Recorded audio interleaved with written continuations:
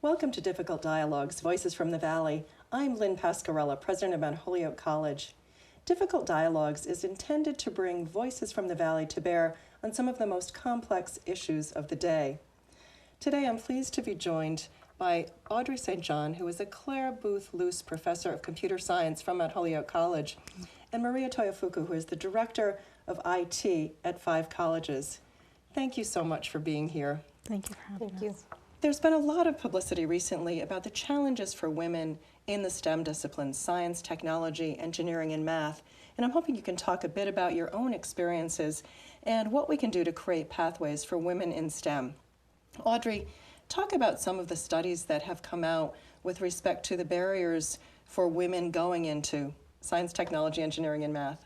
Sure. So I actually went to Wellesley College, so I went to an all-women's school, and I did not plan to do computer science. I planned to do math and physics, which in my mind was somehow not nerdy, and computer science was nerdy, and I'm not sure what exactly my thought process was there. But I took computer science because at the time it seemed like it was starting to become a useful skill to have. And as I took the first non-majors course, I found it to be really interesting and intriguing, and so I continued on in the field, and my classroom experience was obviously very different because I was at a women's school. As I progressed, I took courses up at MIT, so there's an exchange program, and that was kind of my first exposure to realizing how male-dominated the field is. So I think one of the barriers is kind of getting past this notion that computer science is this isolated field that's just for nerds or for geeks, but really realizing that it's really this broad field that encompasses so many different kind of challenging intellectual problems, but also can really be useful in a lot of different disciplines. Mm-hmm. Maria, what about your experience? Well, there were no computer science departments when I was going to school, but I also went to a women's school, which was around Holyoke, and I really enjoyed it, and I graduated, I majored in mathematics, and had a lot of experience with English and psychology because I thought those were courses that would be more appropriate for women because I grew up in Latin America where it is a very male chauvinistic environment and women were not allowed to aspire to do mathematics except to teach in high school. As I progressed in mathematics, I realized that I really loved the field and I really wanted to continue. But then I decided to take a little leave and took a detour into working for the School of Engineering at UMass. At which point I decided I really wanted to study engineering, so I took a couple of classes there and decided that it was really something that I really loved because I really loved computers and engineering. It was all about computers at that time, and it was the hands-on details of computers, which really was fascinating to me. So then I sort of progressed into research and development in engineering, and then I got into IT because I love programming. And that was the catch, I think, just being able to do something and show it to people that they can see and experience. Graphics was really amazing, and animation was really something very exciting.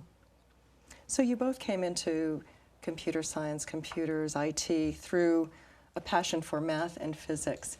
Is that in and of itself unusual? We know that there are gender stereotypes, gender norms in our society that really discourage girls from expressing glee over math, physics. Talk about some of those cultural forces that inhibit girls from taking the risks that you did and saying, I want to do this. So I think I have a very unusual background. So my mom is a mathematician. So it never occurred to me that like math wasn't a thing that women and girls would do. And I also think my high school experience was pretty different in that most of the students who were in my classes of the kind of honors level math or AP calculus, they actually were mostly girls. So for me, I don't think I ever felt discouraged away from science. But it's certainly, even in seeing the students that come into our classes, they don't come in planning to do computer science, but a lot of them are double majoring in physics or double majoring in math, and so we definitely do see that maybe it's self-selected STEM disciplines than thinking to incorporate computer science. It's a little harder to pull students from the other side of campus. There was a really fascinating YouTube video that went viral recently about little girls playing with Barbie dolls, and it turns out that they make this Rube Goldberg machine where they're catapulting the Barbies through the air to show their interest in engineering physics. Do you think that girls are discouraged as much as they were when we were growing up in terms of going into engineering physics? Are things changing? I think they're changing a little bit, but I think there's still that sort of taboo or unknown that people don't understand what it means to do computer science or engineering. It's sort of this not everyday field.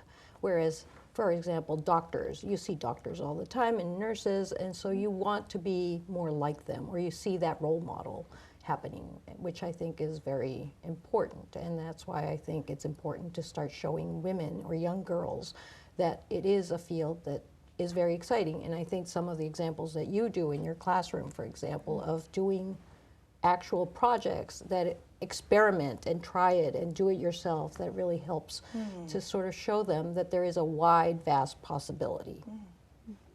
Great. So Audrey, tell us about some of the projects you and your students are working on. Sure. And actually, I have a comment about Barbie dolls, which is that I played with Barbie dolls. I mean, I had access to Legos. I never wanted to play with Legos. I wanted to play with Barbie dolls. I know. So I think, you know, girls should be encouraged to play with whatever they want. And I think that the idea of having role models is really important. I agree. The problem is when the Barbie dolls are saying, "I hate math." Yes, That that's reinforces certainly those not gender something that you stereotypes. want. Yes. So some of the things that we're doing in the classroom is really this idea of empowering, both through creating role models and hands-on activities. So this past fall, I taught a first-year seminar. It was called I Design Studio. I purposely chose something that didn't have too much tech in the title, so that it would attract students who were thinking like, I'm not into science. I'm worried about that. And so none of the students that came in were really thinking, I want to study a STEM discipline. They were all thinking art or other types of fields that you don't normally associate with something like computer science. And what was really great is they kind of all came in not knowing anything. I taught them a little bit of basic electronics and a little bit of basic programming so they could interact with microcontrollers. And by the end of the class, they were all making their own projects, and I think really creative projects. So one student, she created this entire children's book, and so she came up with the story. She drew every single picture. And what it is so it's about a chameleon, a shy chameleon, and at the back of the book are some LEDs. And so depending what page you're on, the chameleon blends into either a sunflower, so he's yellow, or he blends into the sky and he's blue, and blends into the grass. And then at the end, his friends encourage him to not be shy, and he becomes rainbow colored. But she did this whole thing. She was soldering, she was programming the microcontroller, she was working with photoresistors, all these things that she never thought she would be working with. And I think that really kind of gave her this empowerment of, now I understand what's going on in technology, and it's really not that complicated. So I think it empowers them to be able to have these hands-on projects, and then other students say, oh, there's a student who didn't have any background, and look at what she created, I could do that too. Yeah. Maria, talk about the importance of maker spaces. Audrey talks about the risk-taking of students engaging in activities they never thought that they could engage in. How can we create spaces for girls, for women, for anyone in the community to take risks with respect to this kind of innovation and creative activity? I think it's just a trial and error, and being able to provide them an environment where they can play instead of having an assignment to do. And so they can explore, they can fail, they can ask for help, creating an environment where they will feel supported and able to just trial and error, like Legos. I love playing with Legos. I love playing with Barbies. I don't think there's anything wrong with that. It's just sort of experiencing and exploring different ways of doing things. And I think the do-it-yourself model sort of makes sense in the sense that it sort of brings it into you as you incorporate the process and understand the process. So I think maker spaces are really good because it creates a multimodal sort of environment where you can experience and experiment and succeed or fail and learn from it. Are there ways that we can link what goes on at colleges and universities with the activity that's taking place in local communities in K through 12 business industry to move us forward? I mean, I think that certainly our students, they get very excited and they want to do, you know, outreach programs with the middle school or with the high school. So, and I think just, you know, if we can get college students into the classroom or college faculty or just anyone who can be a role model to younger children who can say like, oh, I could do that. You know, that's a really exciting thing. I didn't realize that that was computer science. I didn't realize that that was a STEM discipline. And really, I think putting a face to these types of fields that doesn't intimidate students and doesn't intimidate children and kind of gets them excited and realize like, oh, you can be fun and be a computer scientist, or like you can wear heels and be a computer scientist. I think even those little things can be eye-opening and just make them realize there's a whole path that I thought was closed off to me or I never even considered that maybe I want to try out. There have been studies recently out of Princeton and Yale about hidden biases with respect to gender when a woman and man are submitting the same resume with respect to prospective employers. The women are judged more harshly in terms of a lack of potential, a lack of experience. And the identical resume with a man's name is viewed as laudable. How can we address those issues? They are, after all, hidden biases. So how can we bring attention to the realities of this? It's a hard question. I don't have an answer for that. It's a very hard question. I think even within computer science, there's hidden biases, but there are also explicit biases that you know, if you're a woman in the field, you're probably going to experience at some point or another. So when I was a grad student, I was presenting a poster with another male grad student. We actually won Best Poster Award for it. So people were coming up and they were talking to us. And I still remember that, you know, these two, I think they might have been grad students, but they came up and they were talking to they ignored me and went straight to my fellow grad student, and he kept saying, oh, this is Audrey's work, you should ask her. And they would, because they would ask him a question, and he would try and push them towards me. And I still remember, you know, I heard my name, so I'm like looking over, and he's saying, you know, go ask her. And they just looked at me, and just this look of kind of confusion, and there's no way she could know what we're trying to figure out, and they just refused to come and talk to me. And so, you know, even that's not that explicit, right? They didn't come up to me and say, there's no way that you could have done this. But you're kind of constantly dealing with little things like that, that I think make it more challenging to stay strong in the field. Actually, I have an experience with real in my engineering career when I was working at Digital Equipment Corporation, and I was one of very few women. It was primarily myself and another person, and it was about a 25 group team. And I was usually referred as dear and honey, and how could you possibly think, or what? So it was an explicit difference in treatment. And so one of the things that happened was I sort of turned the other way and became a man or more aggressive in a lot of things, which I finally toned it down a little bit more lately because I've experienced that it doesn't always work. So I don't know how to fix that problem. It's just sort of educating people, I think, and educating people with a lot of information, a lot of smart comments, or a lot of thoughtful comments, but just giving opportunities, I think, to women in general. And that is one thing that I usually do when I'm searching through. I mean, I know it's not a bias thing, but I am making sure that I have a pool that is being looked at without having that gender attached to it. And sometimes I do hide the names of the applicants because it does help. But I don't know how to fix it. It's an inherent problem that we all have to work at. Well, it's wonderful that you're serving as role models, as mentors to women who can look at you and say, this is possible. It might be difficult, but they can learn from your experience. It really does make a difference. Peer mentors, a cohort makes a difference in terms of retention. We try to do one person at a time, I think. That's the key. Yes. Helping one person at a time. There's been a good deal of discussion lately about the value added of higher education, whether it's a good investment. You're in a technical field.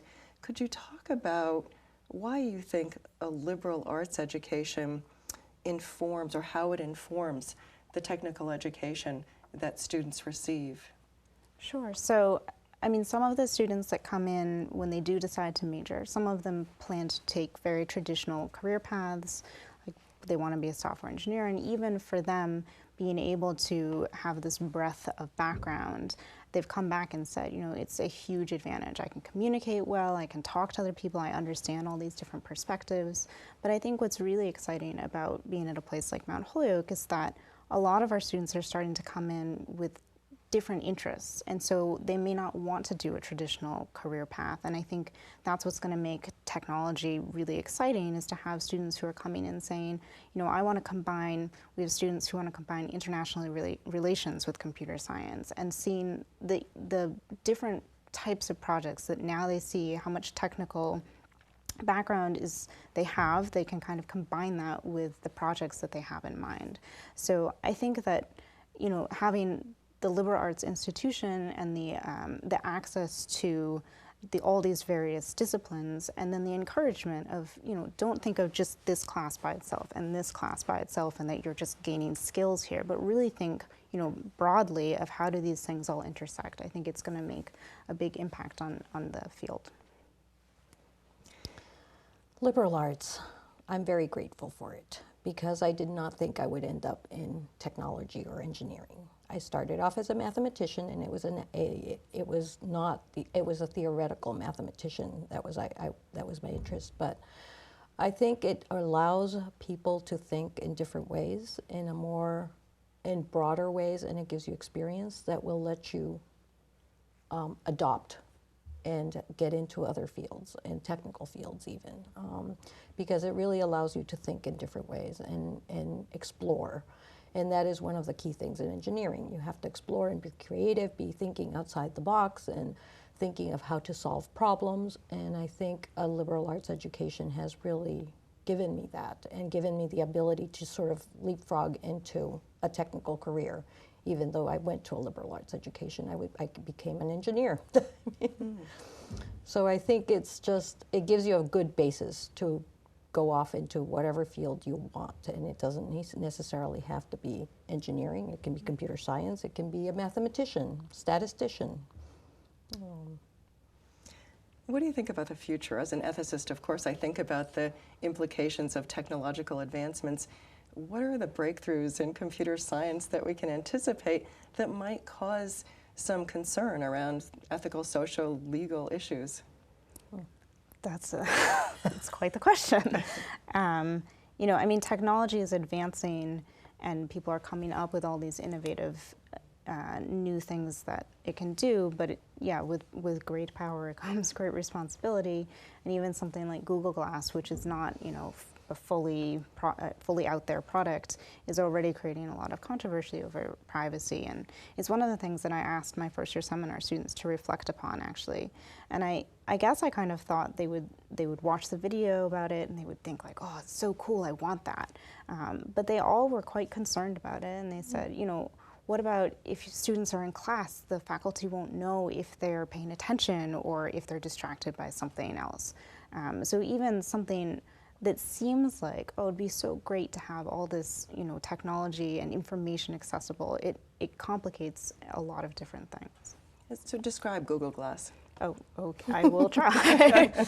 So Google Glasses are glasses that have a camera in them, and I don't actually know them that well, but I believe, you know, you're connected to the internet, and you can, I think the only way you can interact with them right now is to speak to them, and so you can tell Google Glass to take a photo or to start taking video. And what it means is that someone who may not realize that the person they're talking to has Google Glasses on, and the idea is that it's supposed to blend in. They could be having video taken that they're not expecting. And again, I think the long-term vision of these types of wearable technologies might be that you could access information easily, right? That you could Google an answer to a question or be on Facebook. Maybe, well, the person who you're talking to wouldn't know that. So I think the vision is, I would be wearing these glasses, maybe I'd be on Facebook right now, and you would have no idea, and you would be thinking we're having this conversation, but maybe I'm distracted. And that was the type of thing that the students were concerned about, both privacy-wise, but also, if everyone's distracted, how are we going to engage with each other? That's already a problem as people are crossing the street, texting each Yeah, other. exactly. I'm more concerned on the communication or the different postings that are happening in social media.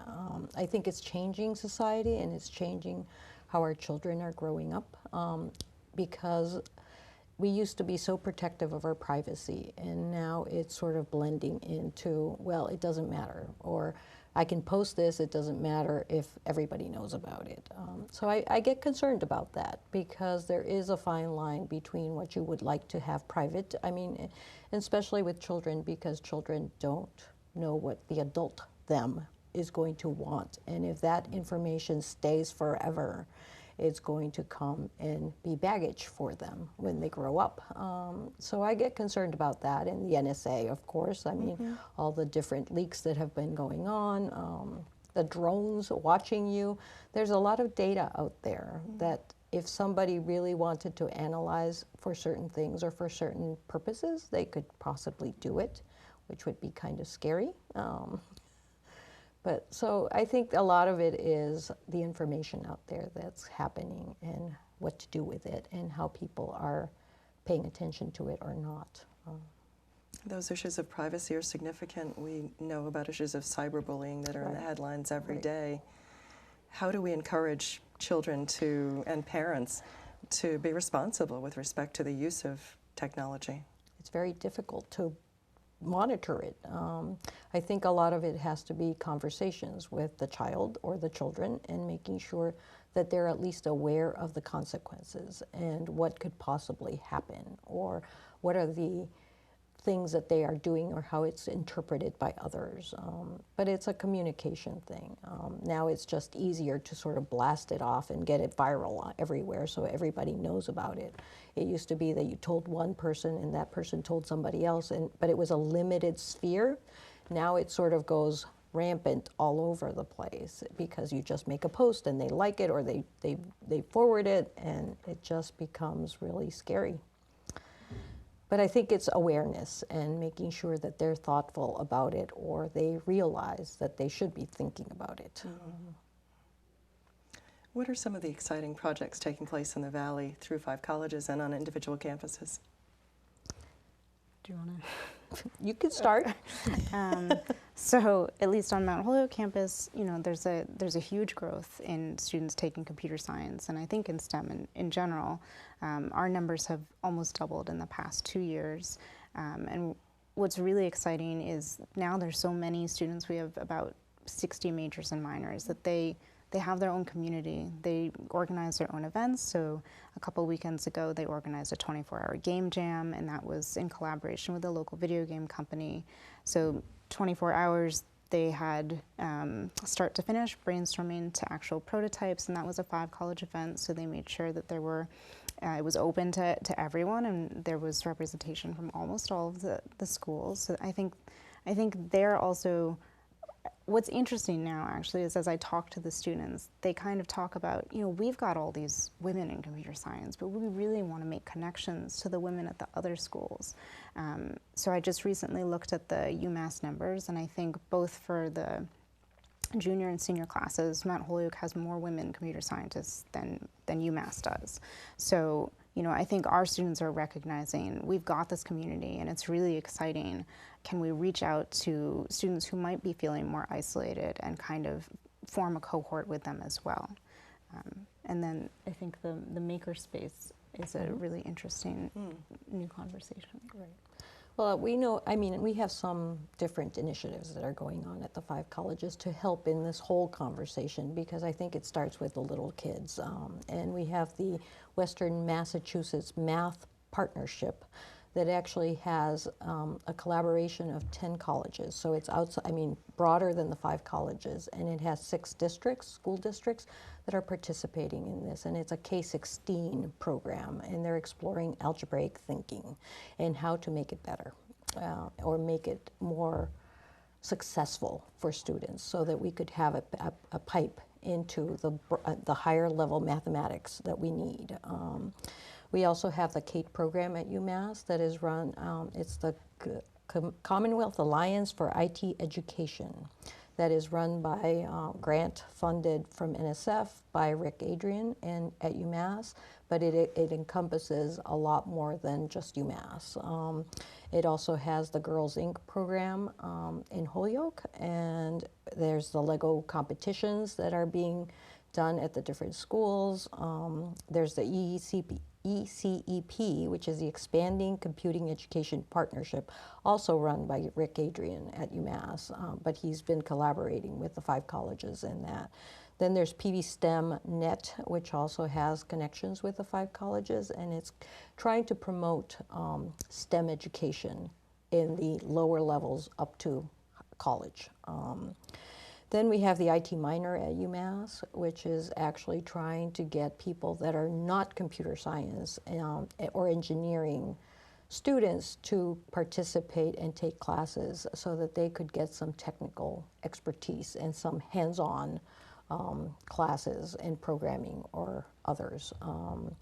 And then we have the game jams and the maker jams and the IT summits, trying to sort of make it out there, I mean, publicize it so that people are aware that technology is not just the computer, it's not just your iPhone or your Android or your, but it's everywhere right now. And I think it's just kids are using it, we are all using it everywhere we go pretty much, and it's just going to become more exciting because it's just ubiquitous, and it's coming to the hands of everybody.